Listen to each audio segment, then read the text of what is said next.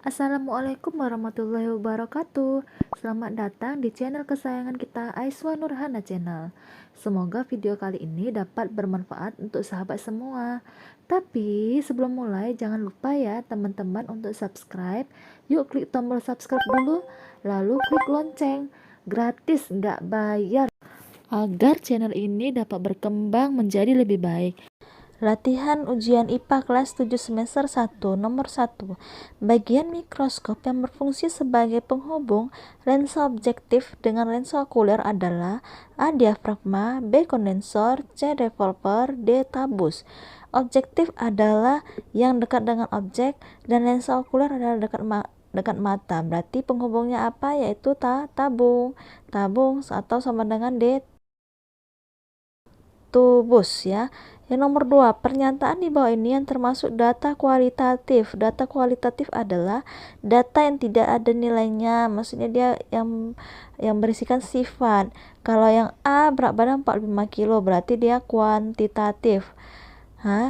B, permukaan kasar, tahan dulu. C, tinggi badan 155 berarti dia kuantitatif, jumlah ya.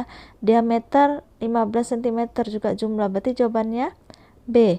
Cahaya terang namun bayangan tidak jelas. Supaya bayangan jelas, yang dilakukan adalah A. Memutar makrometer, B. Mengatur sinar, C.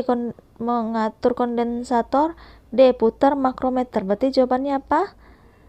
Agar supaya bayangan jelas, yaitu mengatur sinar yang masuk, begitu ya. Nah teman-teman, di sini juga teman-teman bisa lihat beberapa penjelasan yang nantinya untuk soal selanjutnya. Boleh teman-teman jawab dulu ya, baru nanti mendengar penjelasan dari saya. Oke. Untuk nomor 4, alat yang dapat digunakan untuk mengukur volume batu yang tidak beraturan secara langsung adalah A. Jangka sorong, B. mistar ukur, C. neraca, D. gelas ukur. Nah batu itu kan tidak beraturan ya bentuknya. Kalau jangka sorong kita bisa mengukur yang beraturan, misalnya ketebalan koin, ketebalan bola gitu ya. Mistar ukur begitu juga. Mistar itu berarti kan penggaris ya. Neraca itu timbangan. Nah, apa jawaban yang betul adalah gelas ukur. Misalnya gelas ukuran kita isi 500 cc. Kemudian kita tambahkan batu jadi 550. Berarti volume batu sama dengan 50. 550 dikurang 500 begitu ya. Nah, yang nomor 5, zat berikut termasuk zat cair dalam suhu ruang yaitu A. besi, kayu, raksa, B. cuka, spiritus, minyak tanah, C. karbon dioksida, hidrogen, oksigen, D. sirup, cat, parafin. Jawabannya adalah B. cuka, spiritus, minyak tanah. Yang A salah karena ada kayu padat. Yang C. karbon dioksida, hidrogen, oksigen itu gas. D. sirup, cat, parafin. Parafin itu berbentuk padat. Nah selanjutnya nomor 6, zat yang bentuknya bergantung pada tempatnya tetapi volume selalu tetap adalah A. gas hidrogen, B. batu, C. air sirup, D. oksigen. Apa teman-teman? Jawabannya adalah C. air. Karena apa? Karena dia bergantung pada tempat, jadi tempatnya mau berbentuk apa aja dia akan mengikuti tempatnya dan volumenya tidak berubah, yaitu tetap. Oke, sampai di sini teman-teman paham ya. Nomor 7, suatu zat diberikan kalor sampai berubah wujud. Ketika zat tersebut berubah wujud, maka A. suhu zat tersebut akan naik, B. suhu zat tersebut akan turun, C. suhu zat tersebut tetap, D. suhu zat tersebut berubah-ubah. Jawabannya apa? Yaitu C. suhu zat tersebut tetap. Kenapa? Karena dia sudah mencapai titik kalornya, titik kalor maksimalnya. Begitu ya teman-teman. Misalnya air mendidih, OS menjadi cair, ya kan, pada suhu ruang 35 derajat atau 25 derajat ya, 25 derajat Celcius, maka dia akan tetap segitu, tidak naik terus, tidak turun, begitu ya. Nah, selanjutnya nomor 8. Berikut ini termasuk dalam kelompok tumbuhan tidak berpembuluh kecuali A. Ganggang, B. Tumbuhan paku, C. Lumut, D. Jamur.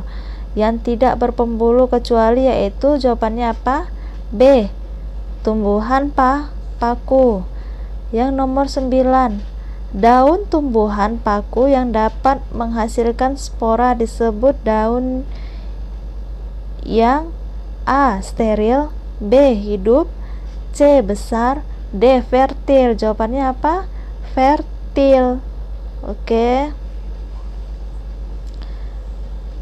Yang namanya kalau bersangkutan dengan spora berarti adalah kaitannya dengan fertilisasi ya teman-teman. Ingat ya untuk adik-adik semuanya. Saya akan menjelaskan di nomor 8 lagi ya. Tumbuhan tidak berpembuluh kecuali berarti tumbuhan yang berpembuluh ya kan, itu tumbuhan paku. Yang lainnya tumbuhan tidak berpembuluh.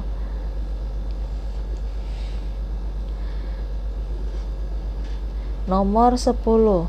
Sikap di bawah ini yang termasuk sikap ilmiah adalah A. Menyesuaikan data hasil di eksperimen dengan data secara teoritis. Nggak boleh ya teman-teman, kita menyesuaikan hasil eksperimen dengan data teoritis. Jadi kalau teoritisnya bilang A, maka eksperimen kita harus A, itu tidak boleh ya. B. Melaporkan data sebenarnya sebagai hasil eksperimen. Simpan dulu.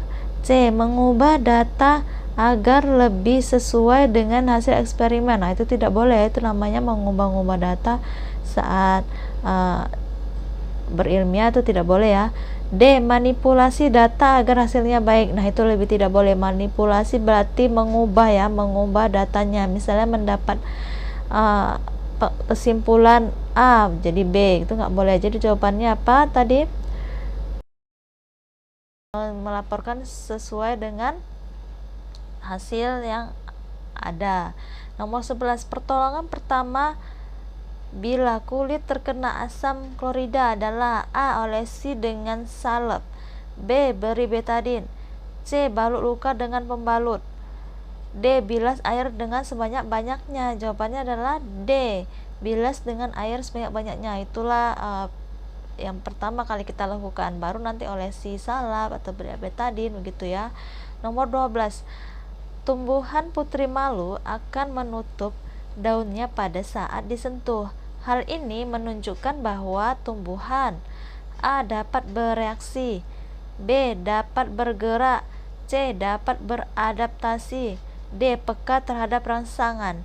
Kalau kita sentuh berarti kita memberikan rangsangan, itu berarti dia peka terhadap rangsangan. Jawabannya D. Salah satu ciri makhluk hidup yang berfungsi untuk melestarikan jenisnya adalah A. reproduksi, B. bernafas, C. bergerak, D. tumbuh. Jawabannya apa ini? Kita harus lihat dulu ciri-ciri makhluk hidup. Empat-empatnya ciri-ciri makhluk hidup.